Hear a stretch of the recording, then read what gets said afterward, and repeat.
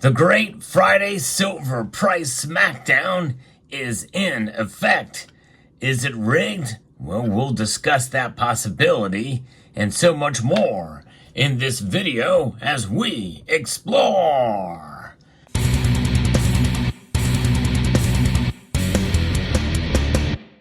That's right, silver got knocked down again on yet another Friday. Only the past 2, maybe 3 Fridays over the past couple of months have we seen silver's price buck the trend of a massive price drop. It usually happens on Fridays, and today is no exception. It has plunged over 2% as I record this video, moments before the markets close, down 69 cents to $30.83. You remember, it was over $31.48, I think. In fact, the high was $31.50 before we saw the smackdown hit. Gold took a hit too, but only marginally. It's only down 0.1%. So why is silver being hit so much harder?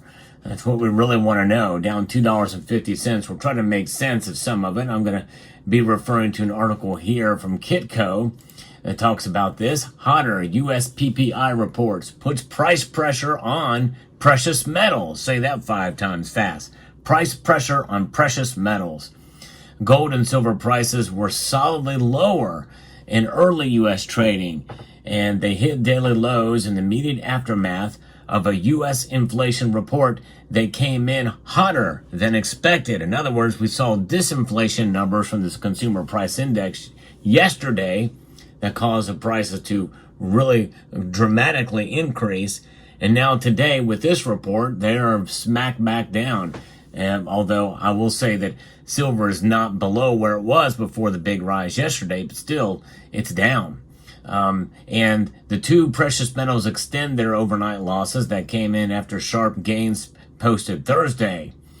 The U.S. data point of the day sees the June Producer Price Index report coming in hotter than expected. It was up 0.2% month over month versus the expectations of up 0.1%. So that's a 1.1% difference that had that much of an effect on silver. I'm a little bit skeptical because look at gold. It is only down 0.1%. The core PPI, which excludes food and energy, was up 0.4% month on month versus the market expectations of up 0.1%. So in other words, the overall producer price index was only up 0.1%, but the one which includes excluding food and energy was up 0.4% month on month versus the market expectations. So there's a 0.3%. The May PPI was revised to unchanged from down 0.2% at the initial reading. It follows Thursday's consumer price index report for June that showed tamer inflation. Asian and European stock indexes were mixed overnight.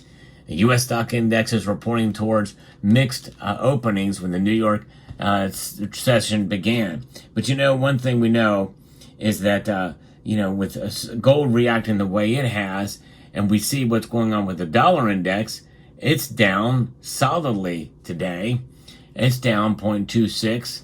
A 0.24% increase, which is kind of an interesting thing. Usually you would think with a stronger dollar that the prices would be down, but instead the dollar continues to weaken and still the price for silver has fallen.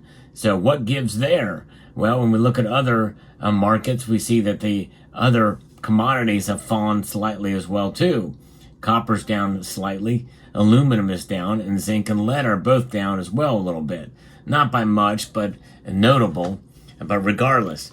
So if we look and see what's going on with silver, kind of look back and see what the volume of trading is over the course of time, and that volume of trading that we see has increased and pulling it down there. And so I think that's kind of what we're looking at, and many people wonder if it's rigged because they see this happen. It seems like on most Fridays, and maybe they're using the PPI as an excuse for what's going on with the silver price, and that very well could be. I don't know, but one thing we do know is silver trades in a more volatile rate than does gold. And in this case, much more volatile. But we have to look in as well because its big hit today affected all the precious metals, although gold not as much. But even platinum is down, but not by much. But palladium fell over 2.5% today, down $25. So is it rigged as well? I don't know. I think a lot of it is due to a natural market volatility that we start to see, especially with silver as a commodity. And take that into effect along with palladium trading at almost the same rate downwards. It makes me think that there's probably something more at play here. But again, we just don't know. I think there's good arguments, and you can use today's price action as what we've seen in the past, especially considering that the core PPI was the biggest extreme movement that we've seen, 0.3% unexpected increase. I think that is just not enough to really move the needle. But psychologically, anything's possible. And it very well could be that is what is coming into effect here. Oil is also down. And the benchmark 10-year U.S. Treasury note yield is presently at 4.2%. So what does this leave for the technical analysis? Well, the technically gold bull moves have a firm overall near-term technical advantage. Bull's next price upside objective is to produce a close above solid resistance at the May contract high of 24.77. Bear's next near-term downside price objective is pushing future prices below solid technical support at the June low of $2,304. First resistance is seen at an overnight high of 24.21, and then at this week's high of 24.30. So really, it's a bull market for gold, I think. Silver September futures have the firm overall near-term technical advantage. Silver Bull's next upside price objective is a closing prices above solid technical resistance at the May high of 33.05. I never knew it got that. Well, I guess for the futures market, it would have gotten that high, but not spot price. The next downside price objective for the bears is closing prices below solid support at the June low of 28.90. Massive range there. Huge. First resistance is seen at 31, then at 31.50. Next support is seen in today's low of 30.62 and then at 30.45 in the futures market, which means that we're still above $30, and anything above $30 is reason to celebrate for silver, especially through these summer months. The summer doldrums, I call them, but I still think we're probably out of them, and who knows? This reaction that we see today is an overcorrection in my view, which means I think we may see silver climb back above $31 again next week. It'll be very interesting to see what you guys think. Do you think silver will reach back above $31, even if today's move was a rigged action? Let me know in the comment section below. But think about it.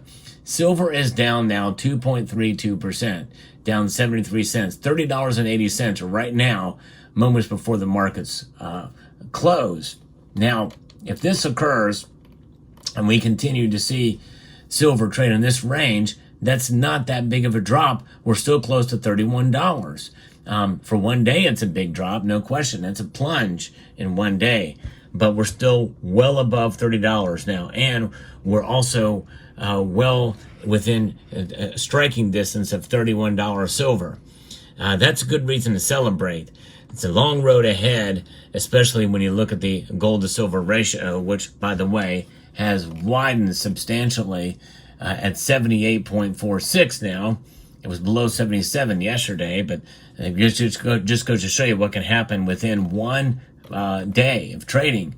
And by the way, when I talk about silver plunging, silver soaring, it's one-day increments. I'm reporting the news of what's happened on the day. And people say, well, how can you say that? I've defined what those terms mean. It's a big move. 2% move in one day is big. And by the way, when you look at what silver's done since March, we're talking well over 25% increase in March. We are in essentially a silver bull run. Take it for what it is, even though the gold to silver ratio is wide, as because gold keeps on really, in a sense, outperforming silver. It's trading near an all-time high again. 24.1160 is where it is right now. But that's still good news for silver. And I would think that this is a good time to hold on to your silver and to be proud of it. Because when you think about it, silver trades mostly as a commodity compared to gold. This is why the gold to silver ratio is high and why we should not expect 50-to-1 silver anytime soon. That's for sure. But what are we measuring it against? We're measuring against the strength of this, the dollar. And that has been the bane of our existence as silver and gold stackers because we think in dollars. We always think in dollars. We don't think in ounces like we should.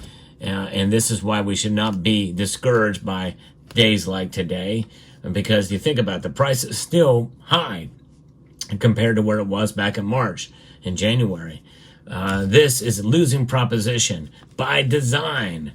That's exactly right. It is by design supposed to inflate at a rate of 2% per year. That's their target. But they may very well may be okay with 3%, especially if they cut rates in September. And that's likely still on the table, even in spite of what happened today. Like I said, I think today is an overreaction. I could be wrong, but I think we're going to see $31 silver, maybe even as soon as next week and through the end of next week. And I still think we may see $35 silver by the end of the year. That's just my feeling. Don't know if I'll be right. Don't know if I'll be right or not. But in a sense, it's just, but one thing I am right on, and that is silver is a metal that will continue to preserve your wealth if you stack it right. So let me know what your thoughts are in the comment section down below. Hope you found this video informative, insightful, and educational.